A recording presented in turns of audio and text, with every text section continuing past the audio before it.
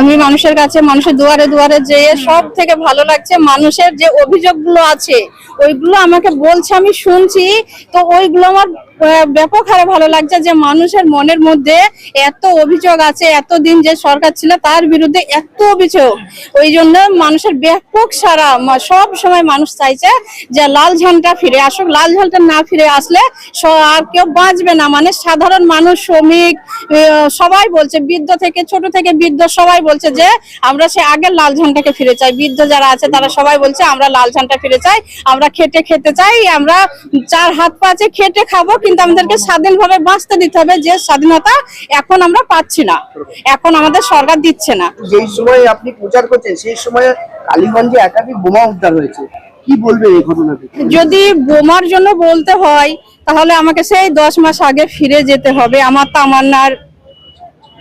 তামান্নার সেই দিন চলে আসছে। আপনাদের সব থেকে দুঃখের বিষয় হচ্ছে এটা আমার কাছে কোনো রাজনীতি নয়, আমার কাছে একটা লড়াই। আমার কাছে একটা লড়াই। আমার যে তামান্না চলে গেছে, আর কোনো ঘরে আমি তামান্নাকে যেতে দিই না, কোনো ঘরে কোনো তামান্না যাবে না। এই লড়াই আমার কাছে। খুব খারাপ লাগছে একটা কথা, যে এমএলএ আমার মেয়ের রক্ত দিয়ে তার নাম লেখা হয়েছে, সেই এমএলএ কালকে ধেই ধেই করে নেচেছে।